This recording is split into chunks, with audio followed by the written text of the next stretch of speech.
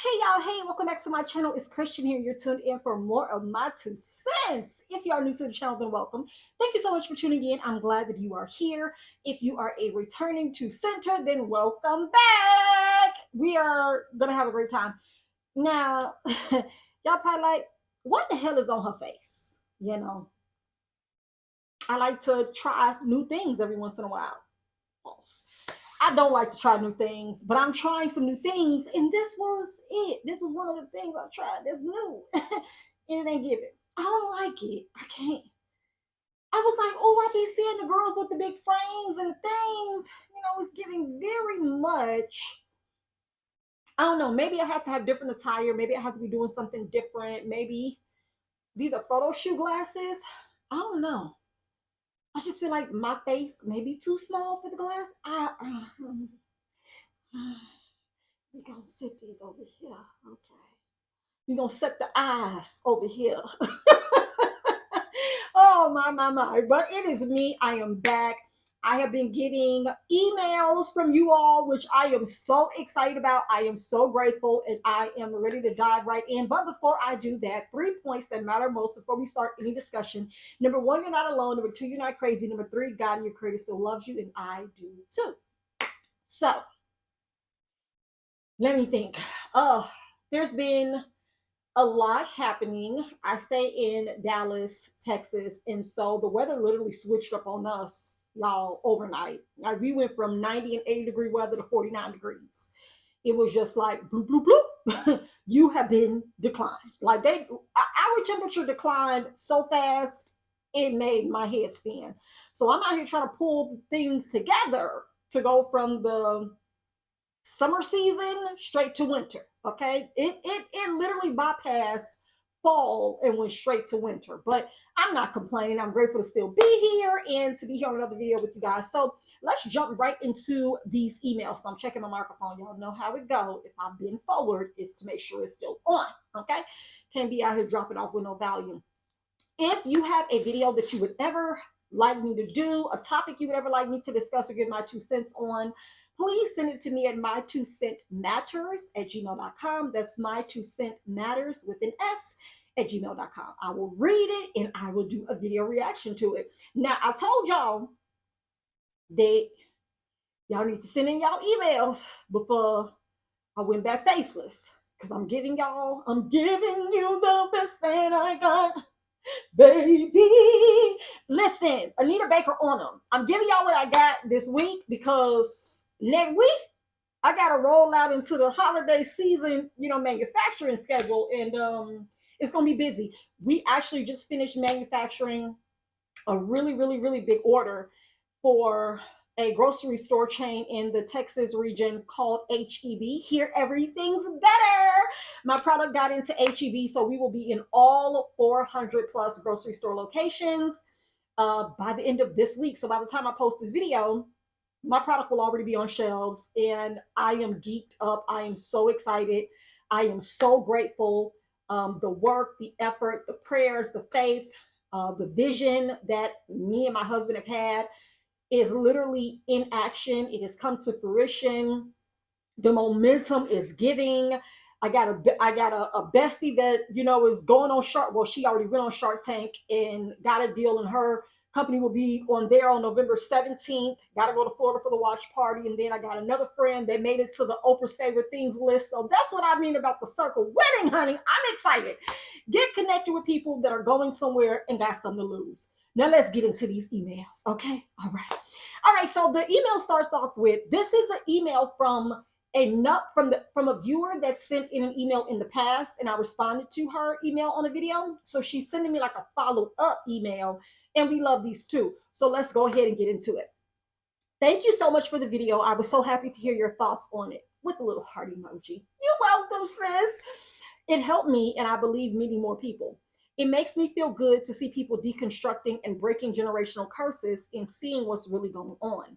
Another thing I say is, what's making young people leave the church is people being holier than thou and making everything be about God, and them saying weird stuff when it comes to Him and the things He made for us to enjoy. Weird messages like God wants you to be holy, not happy. Yes, we want to make good choices, but that right there is so we can be truly happy. We love God and want to have him as our priority, but we also want to enjoy being humans as well. I absolutely agree with that. I've talked about that before in an earlier video I did a couple of years ago about having an identity crisis after I quit going to church. It was something to navigate, like getting back in touch with me, like finding me again was a real task because everything was about holiness and not really happiness. It was about being holy, and fighting for the kingdom and push, push, push to win souls and all of that and be committed, dedicated, and sacrificing your life for church and ministry. But it was very little there for you to actually know who you were and operate in that gift, that purpose, that passion, or all of the things that made me me. So, absolutely agree with everything you're saying here. Um, there are things God gave us to enjoy being human. With that are gifts from Him out of the goodness of His heart, like romantic love and physical attraction. For, say, oh, I'm sorry, for example, He created our bodies for pleasure and enjoyment. That's what you said in one of your videos, and I agree. That's definitely something we don't hear about in church. Some people would say to the single people, God is all you need. You don't need anyone else. Or some married Christians would compare their romantic sex life and love life to their relationship with God, saying weird things like that's worship to God when y'all are having relations, sex. When really, that right there is what God gave us to enjoy someone with here on earth. Then some will say that when someone goes outside of the marriage and do something with someone other than their spouse that they're not married to, that they're cheating on God. Well, let me say this right here before I get to the rest of this email. You're not cheating on God when you cheat on your spouse or your significant other. You're cheating on the person you're in a relationship with, and that you have a covenant. You made a covenant vow and agreement to be in a platonic relationship with that other individual. Now, this is only if you all have an understanding that you all are in a monogamous relationship, one on one, not one with one and one on the side. Okay, not one with two sides. This is not a lunch plate. You don't get a meat and two veggies. Okay, you get one on one if you said that you do to one person. All right. And the understanding and agreement was not to be in a polyamorous or polygamous relationship. Um, I know personally, it, I know where I am right now that I would not by any means tell someone that if their spouse or significant other cheats on them or steps out of their relationship, be it emotionally, verbally, or sexually, that they have now cheated on God. Your mate is not God. Your mate is your mate that you chose. So it's not about seeing your creator in the person that you're in a relationship with. It's about having trust, honor, and respect from that person you chose and not putting that, that extra umph in really, again, that pressure, that fear, and kind of like those expectations of if you do it to me, you're doing it to God. If you're cheating on me, you cheating on God. If you stepping out on me, you stepping out on God.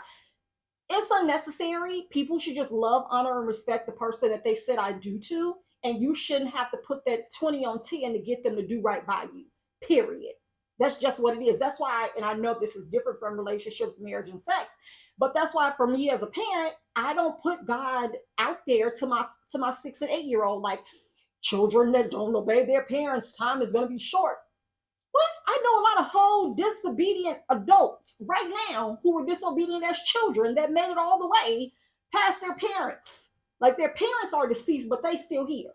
So you putting that out there and saying those things like you're disrespecting me and you're not honoring God by disrespecting me as your parent, or you're not honoring me as the head of your life or the covering in ministry by doing X, Y, and Z. I ain't got nothing to do with God. This is a me versus me thing. And if you take yourself out of the picture from always trying to guilt trip other people, make other people feel beholden to you to have to prove themselves or convince you of something, don't nobody got time for that. You either want to love, honor, and respect the person that you're with, or you don't. You don't have to put other guilt pieces on top of that to say things like God is not pleased, God doesn't honor divorce or whatever. People have a lot of reasons why they do a lot of things. And I think if we focus more on the happiness element and really helping people to join their lives, be it in ministry or outside of ministry, just overall in general, couples, period, really understanding the number one key factor. And you actually asked the question, so I'm going to get to that question. But the number one key factor that I had to learn in marriage as a young adult, my husband and I got married when we were both 21. It took me some time to learn this lesson, but now that I know it, both of our lives are better for it. We both learned this together. We don't own each other. We don't. I also don't want to own him. I don't. I don't want to control him. I don't want him to be afraid of losing me. I don't want him to be responsible or feel responsible for my happiness. He's not responsible for that, and I'm not responsible for his. Now, maybe that's another video for y'all when y'all ready for that. But that's another conversation that we need to have that was never had with us, the ones of us that were raised in church. And some of you all who are single or may have been single until you got married, nobody told you that.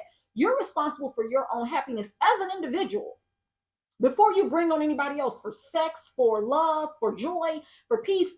That person should not have to come into this situation and save your emotional state of being or whatever clinginess or whatever neediness that you may have. That is not their responsibility to make sure that you are full and whole as a person before they join lives with you.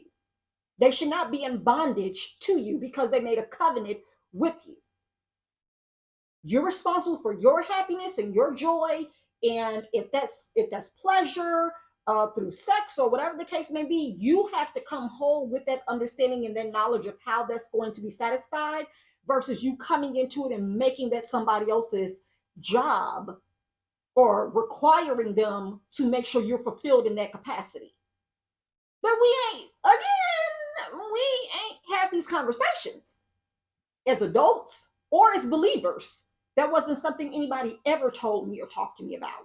And so when you say things like sex and pleasure are for God, or that's God's way, of giving you whatever, that's God's creation, and he gets the glory or the praise or the pleasure out of that, that's sick. Okay? I don't agree with that. I ain't with that at all. At all, at all. So you're going to say the reason I believe God allows divorce for that is to protect the person who's been hurt from harm, because yeah, it does hurt when someone does something like that and can be harmful as well. She was referring to stepping out and cheating on the significant other. And I definitely would want to end a relationship on that part. But the cheating on God stuff, or you're withholding worship from God if you're withholding sex from your spouse, that right there is what makes us Gen Zers. I'm 19, by the way. Ooh, okay, come through, 19. I like this. This is great dialogue, great thought processes. I'm glad you're thinking critically about these topics now. I'm 19, by the way. This is what makes us Gen Zers and millennials, that's me, be like, nah, this ain't it. LOL. This is why I don't come to church. Y'all are weird. Are there any weird things you've heard people say growing up in the church? Also, why do you think God created marriage? All right. Well, thank you so much for your questions. And you go on to say some people say marriage is meant to be a reflection of God, of us and God.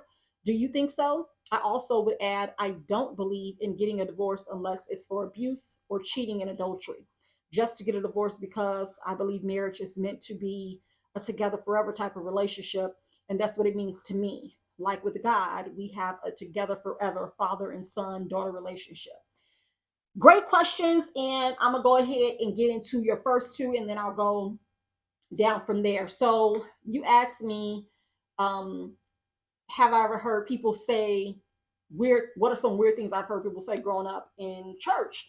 I've never heard anybody saying anything bad about sex as it relates to God. And I won't say bad, but weird or negative, because nobody talked about sex, period, to me, or in church. And by that, I mean not in a positive way. Everything that could have been sexualized or even communicated in church or in our household growing up was about covering yourself up so that you wouldn't be a stumbling block, so that you wouldn't be a distraction, so that you wouldn't cause your brother to fail, to look at you and lust after you. And so there really wasn't a positive connection with pleasure. The oft times that there would be mention of masturbation or self pleasure in any way, pornography, it was always negative. It was always talking about having to have a lust spirit cast out of someone or someone being delivered from an addiction of this sort. And so there wasn't really any foundation other than you shouldn't be doing it. You shouldn't be thinking about it. There shouldn't be a focus for you. If it is, you need to do this. You need to fast. You need to pray. You need to get with someone to help you to get past that, get through that, because that's a pitfall for you in your faith walk. And now being a grown woman with a husband and realizing that there would have been a lot of different ways to actually inform and to have resources for the youth in our ministry to actually not just so much as talk to people about what we wanted or what we were concerned, what we had questions about, but just a safe space to actually cultivate relationships with adults and even our peers about these topics. Like, it's not a bad thing to have a body. It's not a bad thing to have curves. It's not a bad thing to be attracted to women's legs or thighs or hips or breasts or, lips. That's not a bad thing. It's not a sin. And I think that I, because I didn't hear weird things about sex or relationships in church, I heard nothing that made me, of course, be way more interested in it when I did find out about it from my peers, school, TV. I can't say the internet because that's when we were still on.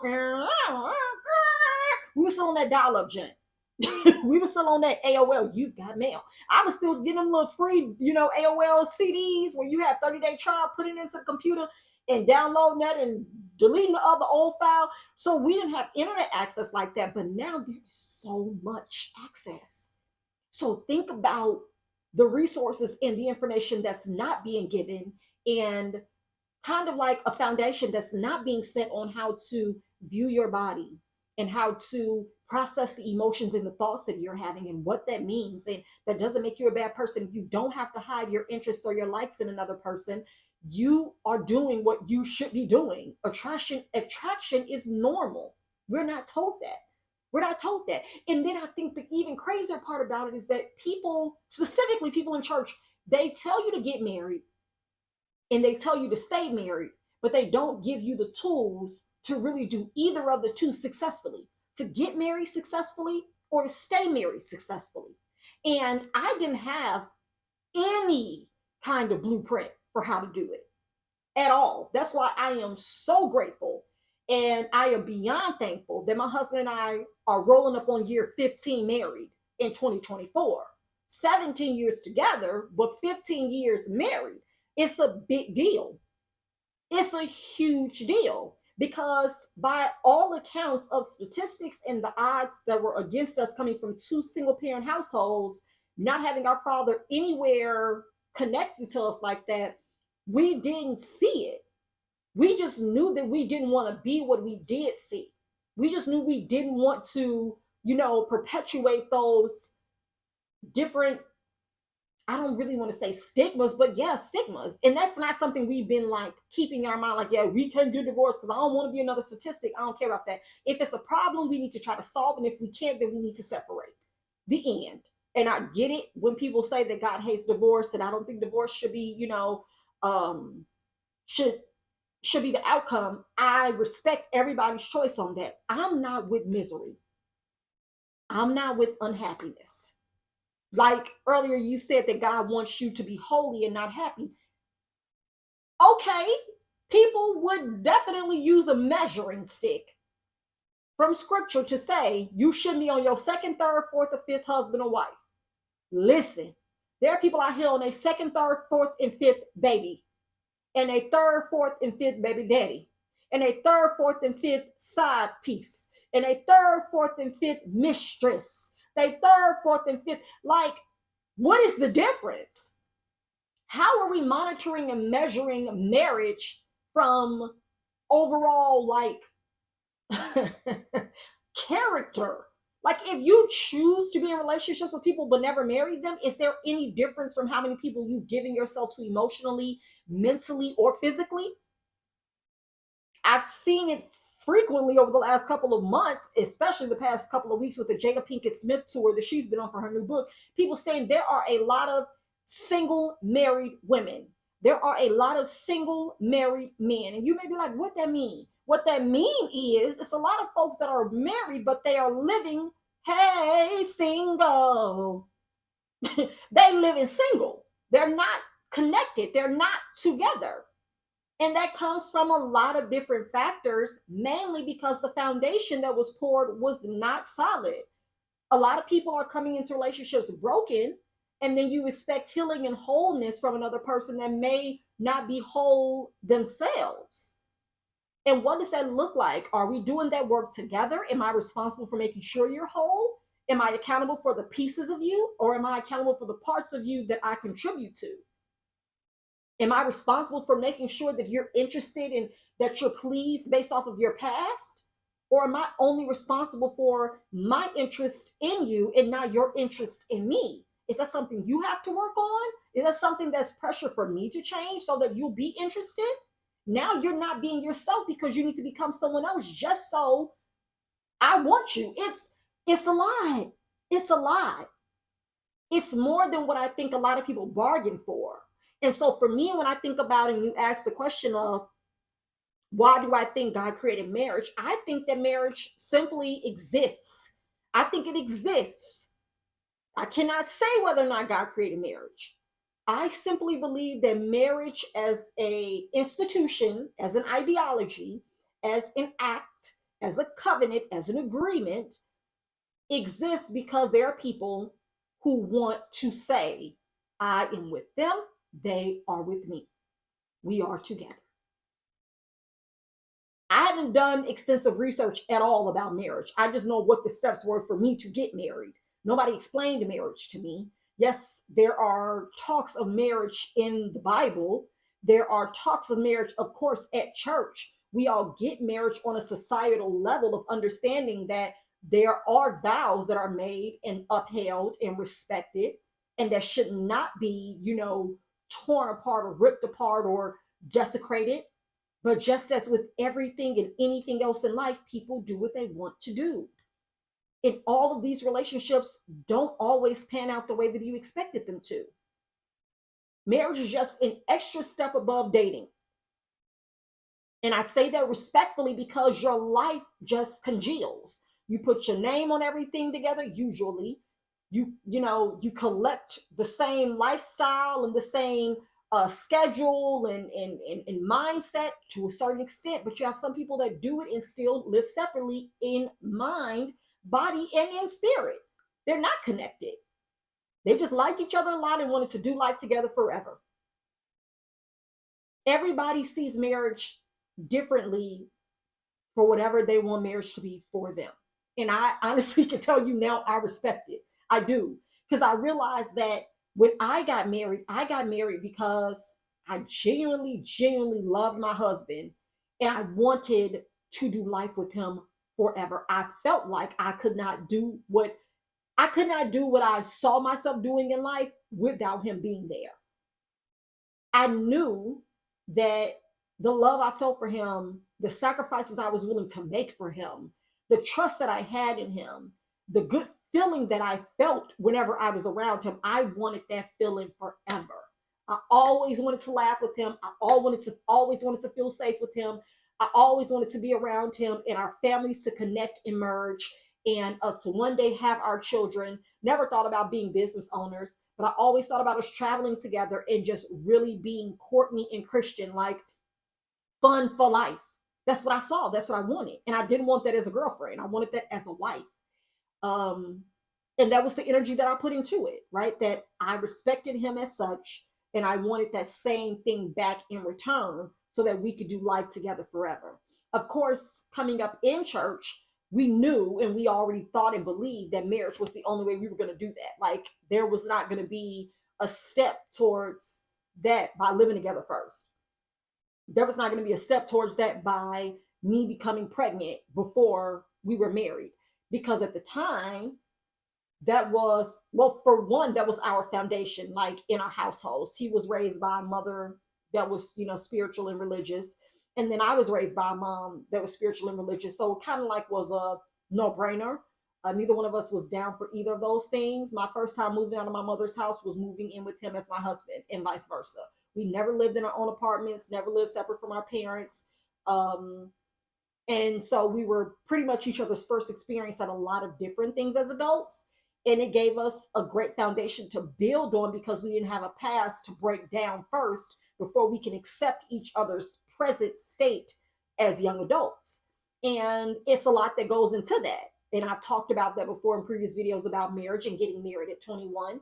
But one thing I can say for certain that I know from experience is that I don't think that God created marriage as a way for people to control or to say he or she is mine and they can't do anything without me. I see it as a way for individuals to come together, to uplift one another, and to really strengthen generations through the connection.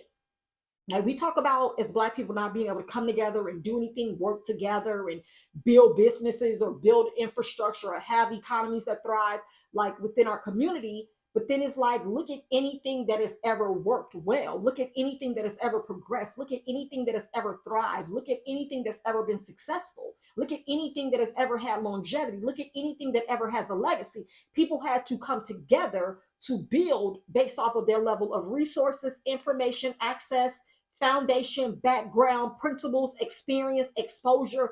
All of that starts when someone comes together in business, in life, in relationship, in family, in marriage, as parents. I can do so much more with two or three other homeschooling parents than I could ever do by myself. I'm able to do more as a homeschooling mom because my husband is my partner in homeschooling our children. It would be hard as hell for me to do it alone, but I don't have to. I'm able to do it stronger, better, and more successful because I have someone to do it with. And so I see marriage like that as a way to bring together people to build up a generation that is stronger because of that partnership and that relationship that is bound and bonded together. And when people don't have that, they cannot do that. It's harder to get ahead. I think about my mother as a single mom before. It wasn't no saving. I'm trying to see if my doorbell rang. It wasn't no savings account for her.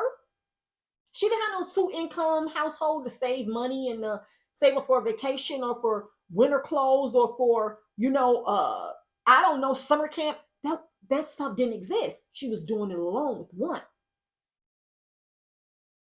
And so generationally, that is something that you start seeing. We talk about generational curses. Well, start realizing that at any point you can shift that. That doesn't have to be on the next generation. That doesn't even have to be in your current generation. We can pick that up right now and start over, baby. Ain't nobody stopping you. So the restrictions that are normally placed on marriage or the confinement that is included with marriage, to me, is what's scarier than actually being cheated on. That's more concerning to me when people start making it seem like it's ball and chain, clink, clink. You can never go nowhere, do your own thing, happy wife, happy life, which means that somebody's gonna be miserable then. I don't like that. I don't live by that moniker or that thought process. It's not happy wife, happy life. Happy us, right? And I ain't got nothing else to rhyme with that. Like, what else should someone have to do? You shouldn't have to give up your singleness to become someone else's burden or to become the whipping post for someone else. If you're the man, you shouldn't have to become the whipping post of your wife. If you're the wife, you shouldn't have to become the slave of your husband. Somebody has to start talking about equality in real life as it relates to relationships and marriage, and then accountability for your individuality, even if you're married. I'm responsible for me. He's responsible for him. We're not responsible for each other. We're responsible for what we build and do together, but I have to be able to take care of me emotionally, mentally, and spiritually. Now, financially, that is different. We have your household dynamics, but there has to be a greater conversation, a stronger conversation that talks about how marriage actually should be, functioning, and what the success rate of that looks like, and what that usually, how that doesn't normally end the way that even the success rate purports that it should. And it's very concerning. So let's see your other question. You said some people say marriage is meant to be a reflection of us and God. Do you think so? Um, I gotta tell you that I don't. I don't think that marriage is a reflection of God. I think that life is a reflection of God. That's really my final answer. I think that life is a reflection of God. Um, and I also believe that life and love are reflections of our Creator, because I realize that those are the two things. Well, one thing is affected by the other, just like fear affects life too. Life is in the middle, and you have two emotions that really dominate your experience: love or fear. You act out of love, it affects your life. You act or live out of fear, it affects your life. And so marriage is a part of life that can be affected by love or fear. And that, to me, becomes the center focal point for a lot of individuals. But for me, I choose to understand that marriage is a part of my life, but it's not everything in my life. I understand that it's a priority, but it's not the only priority. I understand that it is a pleasure, a privilege, and an honor to be someone's wife, but I also understand that it is a pleasure, privilege, and honor to be alive, to exercise my right and choice to do whatever I need to do for that part of my life to be happy. So it's a lot. It's a lot that goes into it, and I hope that I've answered your question or gave feedback the way, you know that is understandable. But I definitely do not.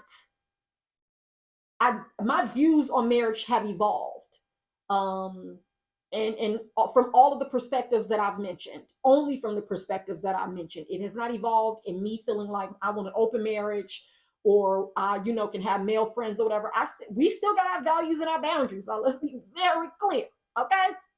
I do not subscribe to team of besties of the opposite sex. That's not me. I'm not okay with that. I don't want male friends. My husband, from what he says, he don't want female friends. And so that's not something I feel like I need to harp on or talk about, the cheating aspect of marriage. I like to talk about marriage from the aspect of individuality, respect, right? And then setting realistic expectations off of who you are as a person, and not as you controlling the person that you join lives with, because that's misery. And I don't want nobody to be miserable with me. I want you to be happy. I want you to be excited. I want you to look forward to being with me for the rest of your life, and then not to be a life sentence that you are trying to get out on parole from. Okay? All right.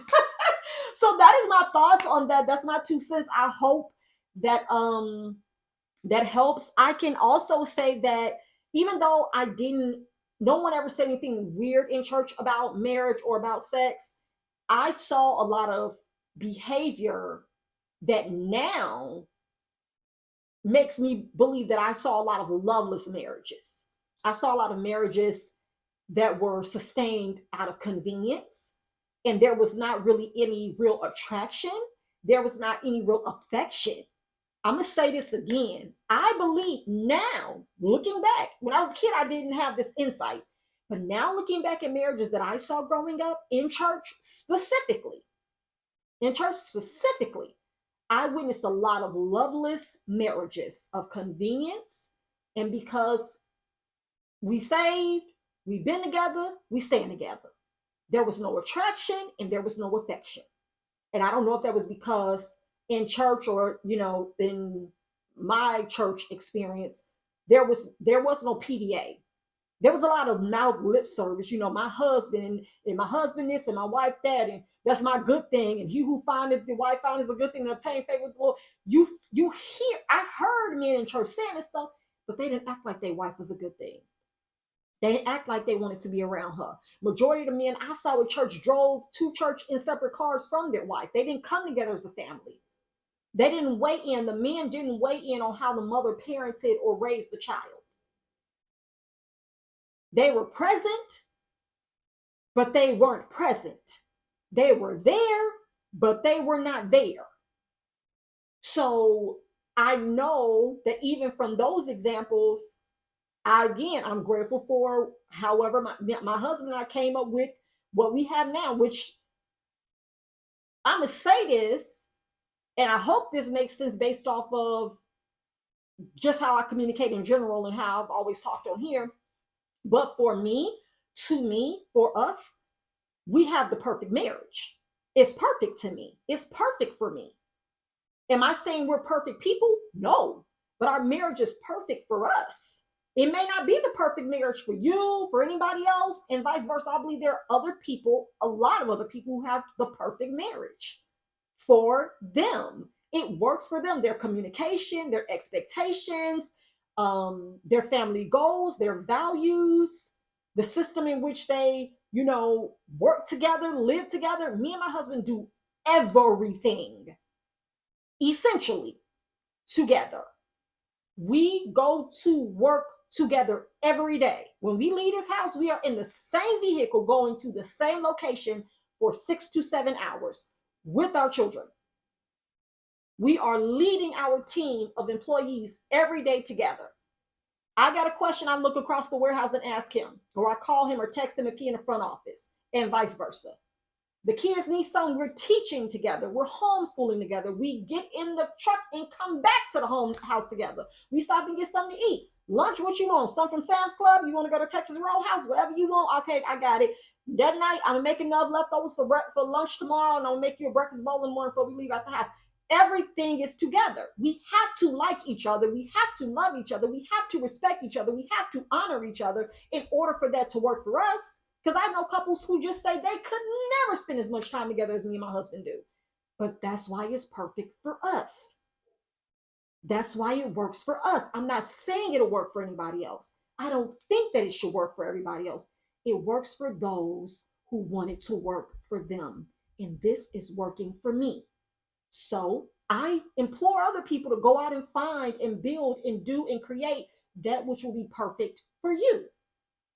But that's something we're not taught. We have people saying things like there's no such thing as a perfect this, there's no such thing as a perfect that. Who says who? Where do we get that idea from? Why do we have that misconception that perfection is bad? Why? Why is perfection bad? I'm not projecting my desire for perfection onto anybody else. I'm enjoying the perfection I've created for myself. I'm okay with that. I'm justified in being like, this is not displeasing to me. Perfection, let's give y'all a definition real quick. Because again, it is important that we have context, and so people can start understanding that a lot of things that we found as bad and that as humans we're turned off from, it's not bad, it's not negative. We've just been told that we should have a problem with this. No man is perfect, and the only person that's perfect is God. What? Why is that a problem? Why is perfection a problem? If it's not hurting anyone, if I'm not stressed and losing my shit just to be that, if it's working and flowing with ease for me, I'm going to work and flow and ease with it. I'm not going to create resistance like, oh no, I don't want the perfect marriage for me. I don't want a husband that I trust and love and want to be around. Ooh, we got to have problems. We got to struggle. We got to suffer. We got to hate each other. We got to get tired of each other. We don't. We trying to plan a little staycation right now together. It's not about separation. If you don't think about needing to be separate, there's no need to be separate. If you create the foundation for there to one day be separation, you're going to experience it. I don't need to be separate from my husband. He doesn't get on my nerves. I'm okay with him. He doesn't do anything I don't like. That's not unimaginable. It's just my reality. He's who he is, I'm who I am, and we respect each other for our individuality. The definition of perfection is the condition, state, or quality of being free or as free as possible from all flaws or defects. Let's read that again. The condition, state, or quality of being free or as free as possible from all flaws or defects. There is nothing wrong with that. There's nothing bad about that. There's nothing bad about that. Similar. Synonyms: flawlessness, excellence, superbness. What's this? Exquisiteness, the ideal. The ideal, like the ideal representation, the ideal situation, the ideal outcome. Hey y'all, hey, so I just realized that the microphone stopped working towards the end of my video. I can't do this. I cannot. I cannot. Okay, I had said some fire stuff at the end of that video, but I had gave y'all the definition of perfection. Sorry, I had like 3 more minutes after that of me talking and giving some more insight, but it's okay. I think I got my point across. So I'm just going to join this little ending to the last piece that stopped and dismiss y'all. Okay? All right. Hopefully you enjoyed the video. Subscribe, like the video, comment if you feel led. We would love to add you to our 2 cents crew. Until next time, I promise to God I'm not using that microphone no more. Because see, one thing I'm not going to do is be fighting the air to get my sound. I can't stand that stuff. So that's why I'm a different kind of YouTuber. I'm a different kind of YouTuber. I like simplicity. I like to keep it simple. I like to keep it sweet. I like to keep it basic. Yes, that's me. That's what I like to do. I like to keep it cute, not on mute. Like, imagine me playing that back and being like, dang. And I actually started my next video. I had started recording my next video and someone was like, check the mic. I checked the mic. I don't see no light. Now I'm out here fighting for my life. Anyway, all right, y'all. I'll catch y'all next video. Stay safe. Don't rush into marriage if you ain't ready. Okay, sex is not for God. Sex is definitely for you. All right. Bye.